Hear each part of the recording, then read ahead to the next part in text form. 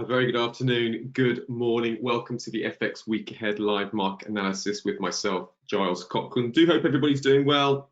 Good to see you, Brian, Gavin, Danny, Guy, Ignatius, Max, Omid. That's great to have you guys here. Just as folks are signing on, don't forget, as I look through different instruments and different outlooks, the whole idea of this webinar, it's looking over my shoulder.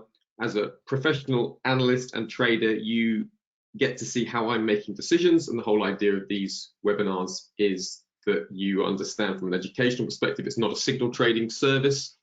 And the outlook for this week is very interesting because we are having the extension of the reaction to the US CPI print from last week, and I'm going to be running us through that, so we're right up to speed with the narrative. And we have some interesting opportunities with Wednesday's CAD inflation print, as well as the US retail sales print. So quite interesting week. And we'll also be looking at some of these key topics, Bitcoin with that FTX bankruptcy, as well as the dollar, its major moves, and gold, what to be looking out for as we head into the end of the month. So there's a lot of things for us to be looking at, and some really crucial areas for us to be looking at. So without further ado, don't forget the usual. You can type in questions in the question panel or the chat box. Hello, Max. You've used the question box. Good to see you. And if you have any questions as we're going along, don't forget, just use that Q&A box. And if I don't answer questions as we go along, I will definitely pick them up before the end of the webinar. So without further ado, let's go over to my other screens so we can really get to grips with the significant market dynamics that we're seeing. So let's just go back into last week and make sure we've got the context exactly right. So last week, we saw the big miss in the inflation print out of the US. Now, this was the most hotly anticipated event last week, and I was covering this for Financial Source, their live trading event, and I traded out of this on the expectations of a weaker dollar, so that was stronger euro-US dollar, weaker dollar, which would be supported for gold, and lower interest rate expectations, which would be supportive for stocks. And all those played out very nicely. Now, what was going on here is markets looked at this and said, aha, inflation is falling. And you see the core was in line with the low. The headline was just slightly above the low. Not the headline, the month-on-month rate headline was just below the low. The overall headline was just slightly above the lowest expected, and the core was in line with the lowest expected. So in other words, that on balance was a surprise, and the initial jobless claims were slightly higher, so that's bad, and the continuing jobless claims were slightly higher, that's bad. So the whole print indicated weaker jobs but inflation falling, so that increased expectations of the Federal Reserve only needing to hike by 50 basis points in December. And we quite quickly saw markets pricing out a 75 basis point hike for December. So that resulted, we'll just take a look here, and we can see that resulted significant upside in the S&P 500, significant upside in stocks generally. We saw upside in gold, upside in silver, we saw upside in copper, and we saw the dollar weaken significantly lower. Let me just drag that one out of the way.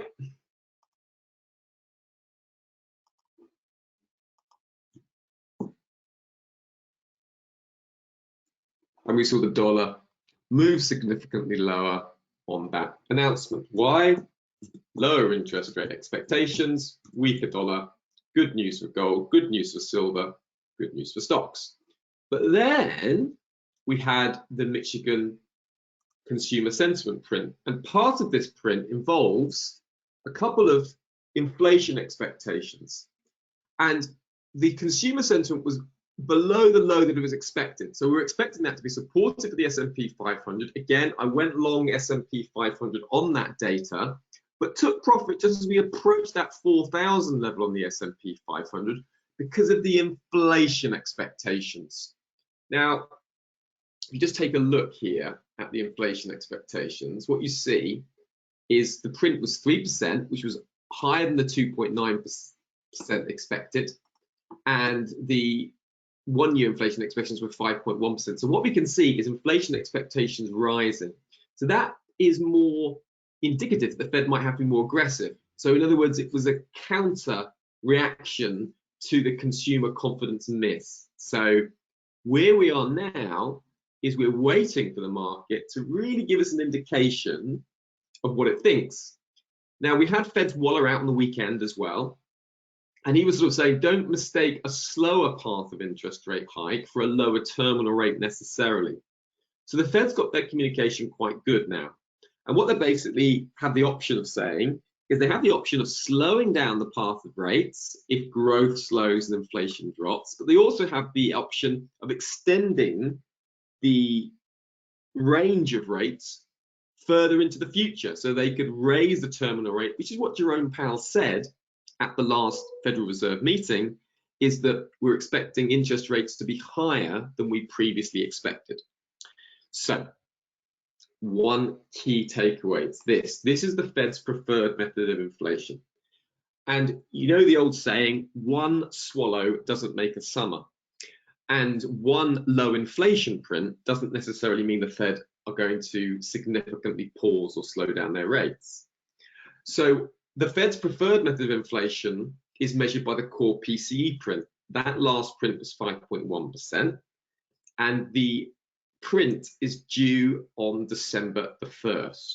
So in a couple of weeks' time, we have a significant development in terms of the core PCE print. That will be very, very key. If that's a big miss, say that sort of comes in, 4.7 or lower, then you'd expect a strong move in S&P 500, strong move in gold, silver, strong dollar weakness, good upside, and probably something like the euro US dollar.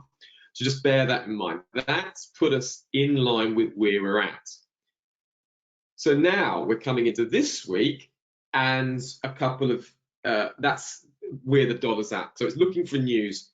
If we see significant slowdown in the US consumer, that will be indicative of lower interest rates. Why? Because the Fed won't want to hike aggressively into slowing growth, because the Federal Reserve at the opening statement of their last meeting said that they would be considering the lag effect of monetary policy.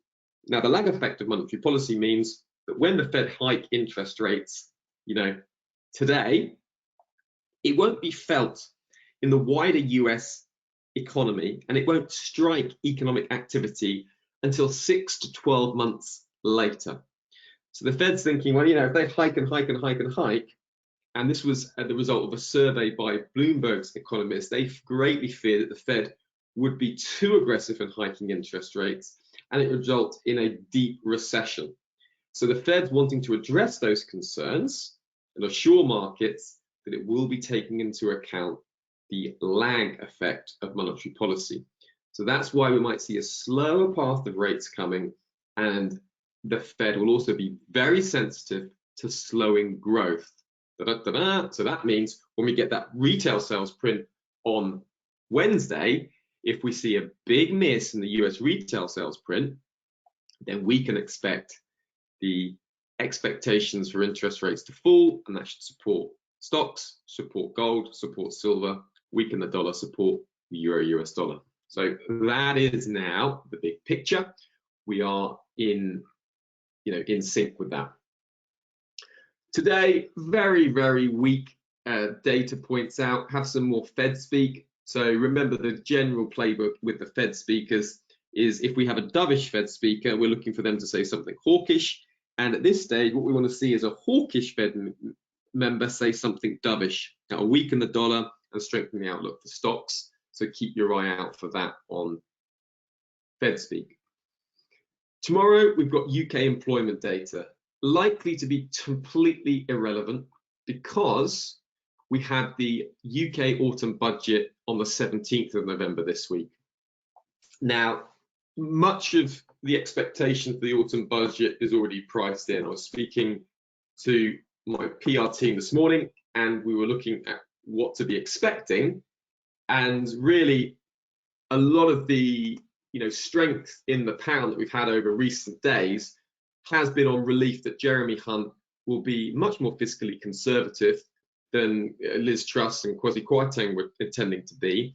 And the baseline expectations is that they're going to implement a combination of tax increases and spending cuts to help fill the 50 billion plus gap in the UK budget.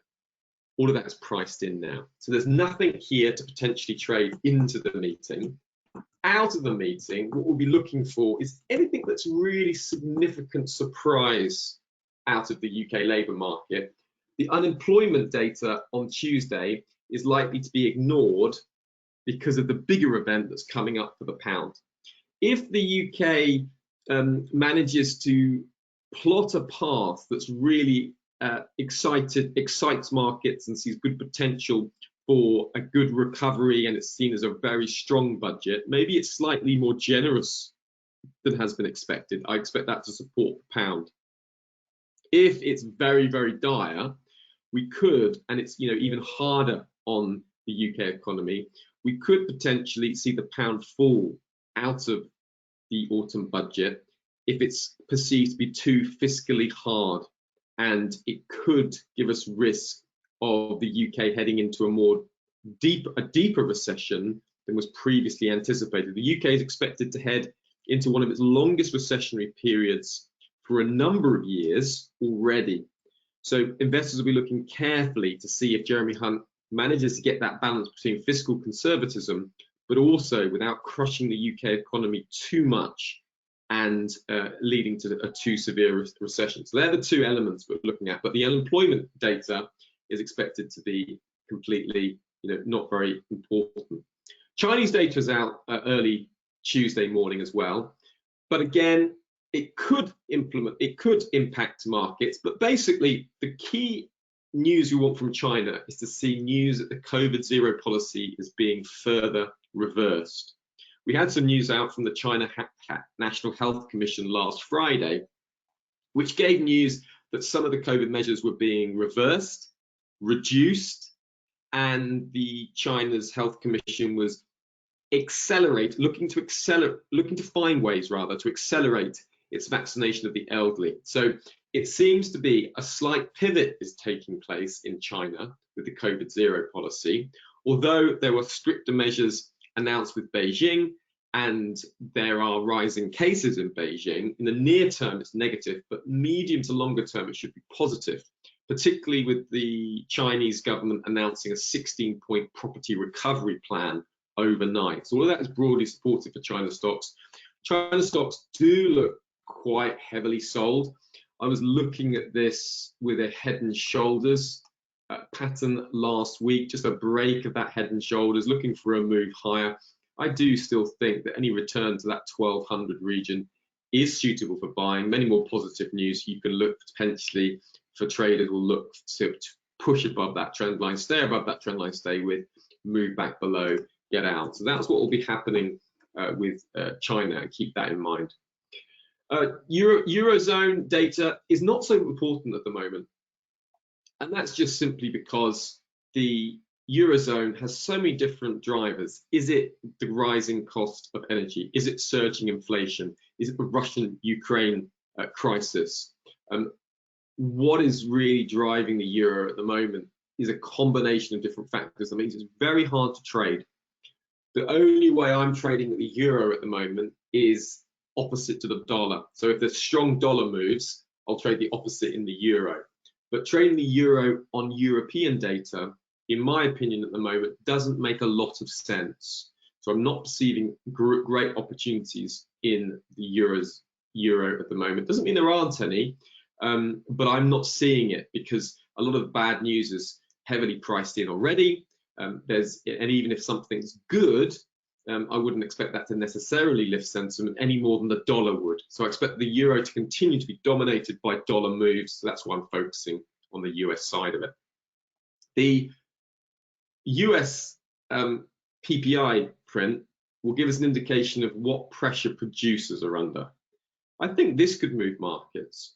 So if we saw like a big reduction in the pressure that producers are under, that would be positive for the inflationary narrative.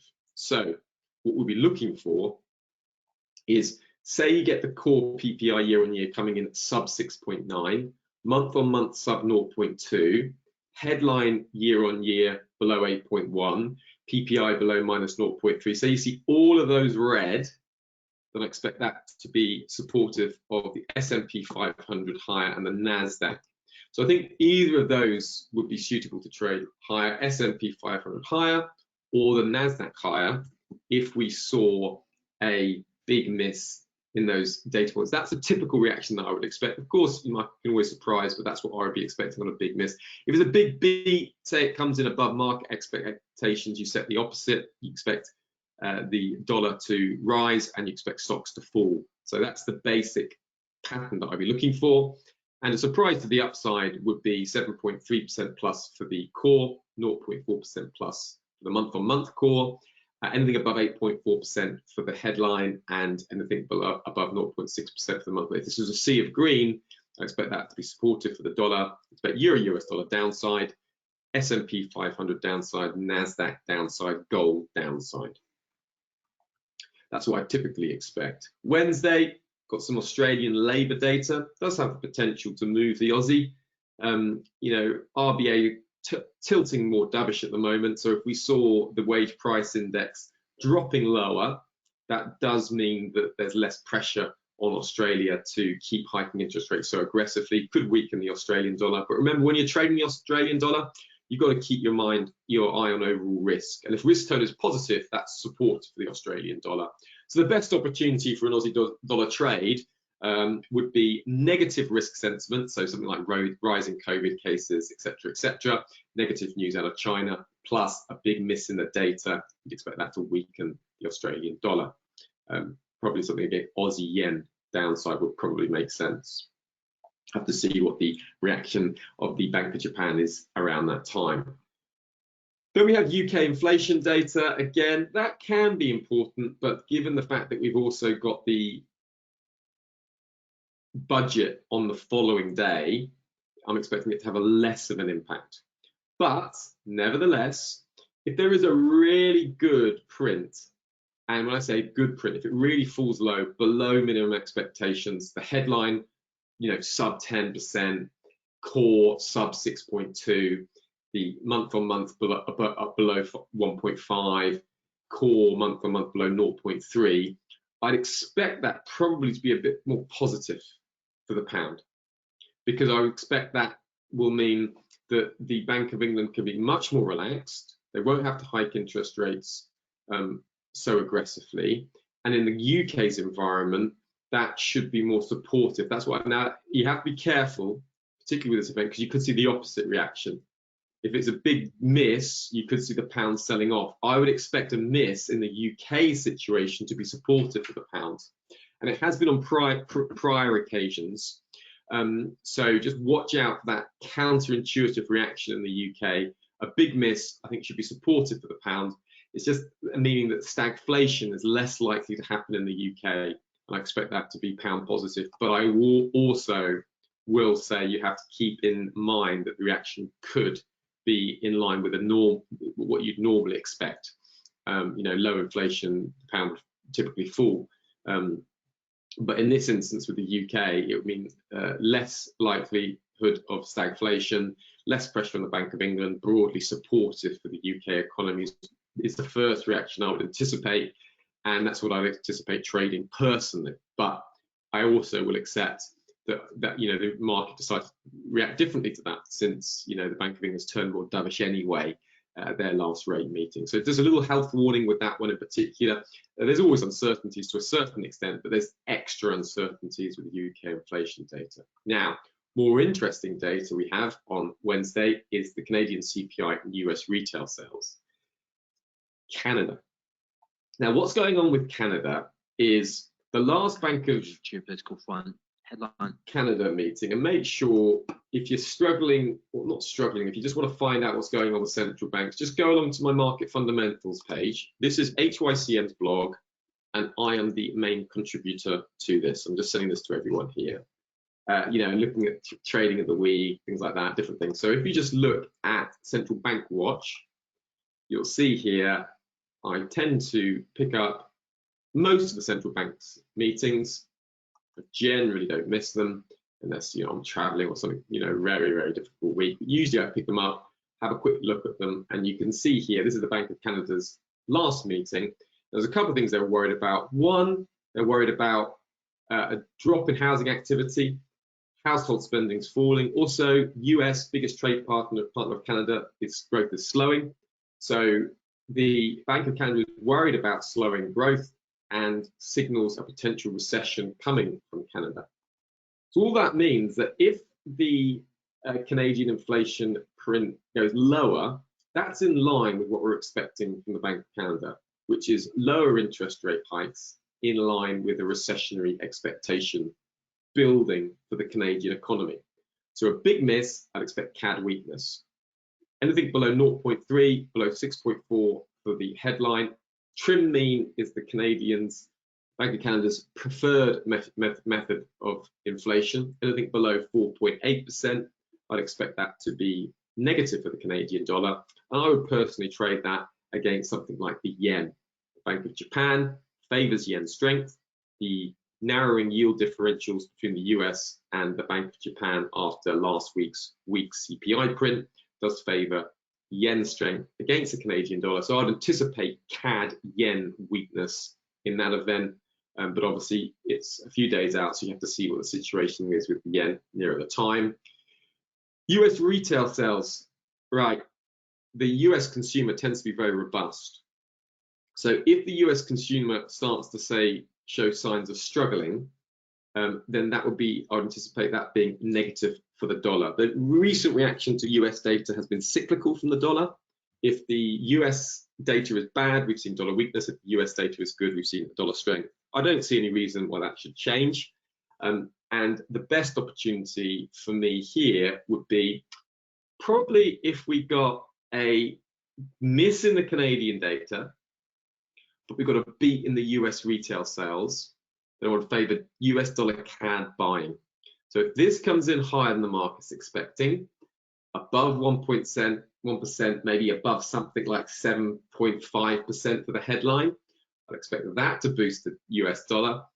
It would mean that the Federal Reserve would be more likely to hike interest rates because the US consumer can take it. That should support the dollar, and we'd expect CAD weakness if there's a miss in the Canadian data. So that's the best opportunity, miss in the CAD, beat in the US. I expect some of that US dollar weakness to reverse lower, and some of the CAD weakness to continue. You just take a look at the indexes. You'll see, where are we? Yeah. You'll see here that we're expecting some of this CAD, get rid of that. We're expecting some of this CAD kind of strength to unwind. If you see this CAD strength we've had, we're expecting that to unwind. It has pulled lower down to that recent little trend line as of late. That is a much more negative outlook for the Canadian dollar. The US dollar, we can see recently, you can see how the US dollar has just been gaining recently. Hang on, sorry, let me.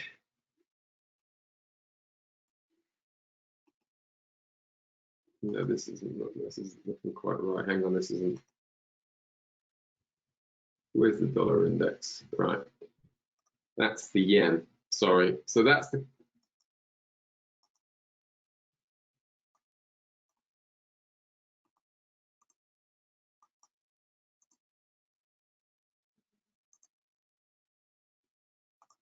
Let me just. Yeah, here's the dollar. Sorry, explain it right. So you see the recent dollar weakness we've had. If we've got a big beat in the US retail sales, I'd expect some of that dollar weakness to reverse and the dollar to strengthen. And you can see the dollar's been very strong all year. Okay, so recently it's had some falls on that weak CPI print, but a strong retail sales print. would indicate that the US dollar can rise on expectations of the Fed's able to be more aggressive. So that's the top trading opportunity of the week. I do have that on my blog as well. There's a new section I'm doing, Trade of the Week, so do check that out. Fed Williams speaking later, normal playbook for Fed speak. Some ECB speakers, again, I'm not expecting that to move the euro much more than the US data will. More Australian employment data, same outlook, same playbook for managing that. Again, remember a couple of points. Full-time employment is more important than part-time, obviously. Unemployment is very low, historically low levels at 3.5%. So, you know, market's going to need to see that really ticking quite high before that's going to get the RBA's attention. Any deep dips in the Australian labour data could put a pause on the RBA. Any excuse for the RBA to pause would be helpful for them. So then got the UK autumn budget coming up, so watch out for that significant volatility expected in the pounds. A couple of more Fed speakers, and then as we head into close the week, not much. Some US existing home sales that could prompt a sell-off in risk assets if that shows some really significant falls to the downside. But aside from that, got Canadian PPI data, but I'm not necessarily expecting that to move much. But if CPI print raises major concerns, then the PPI print will also be eyed on the Friday as well. Okay, folks, that is the main things. Now, on Wednesday, we'll be looking at the CAD inflation print in detail, and we're going for that. Max, great question. Max says, do you think the de-escalation in Ukraine would help the euro? Yet massively. Okay, so Russia, Ukraine, unfortunately heading into winter, very difficult time for war. Winter tends to sap energy, tends to be absolute plague of countries. If you look back in history, you see that a number of times that wars have been waged through winter. Doesn't bode very well, doesn't necessarily bode well for Russia. Ukraine gets to about -20 during the winter months. So that's very, very difficult. A lot of the army's energy will be spent just managing equipment, maintaining their supply lines, making sure that roads and, you know, that the way they're moving is kept open with all the snow and the slush, as well as obviously just trying to keep, you know, basically warm. The index gives you a good indication. If you look what happened to the euro when the outbreak really started with Russia, Ukraine. Now that was around the summer months. You see how much the euro fell on that news. Same with the pound. So the euro and the pound both fell sharply lower on the Russian-Ukraine crisis when it started. I can't remember if it started earlier in the year or was it the summer. I think it was earlier, wasn't in spring. That would be a typical time you go to war, you know, spring. So I think it was probably, this was the sharp move lower. So what I'd expect, Max, is if there was a sudden de-escalation of Russia-Ukraine, I would look personally to buy the euro and the pound, because both the euro and the pound fell sharply on the Russia-Ukraine crisis. So, you know, you can see here, pound fell sharply at the same time, the euro fell sharply at the same time. Probably the pound looks like it could potentially gain more, depending on obviously what happens with the UK economy and the autumn budget. But yeah, you're right, Max. A de-escalation in Ukraine would be immediate upside in euro and immediate upside in the pound. I also think it would benefit European stocks significantly, and the FTSE 100 looks cheap in my opinion. So that's what I'd say on a de-escalation. Great question. Okay, folks. Well, thank you all very much. It's been an absolute pleasure. And don't forget, back here on Wednesday, and I'm going to be looking at the Canadian CPI data in some detail. Take care and have a very good rest of your day. Thanks, everyone. Goodbye.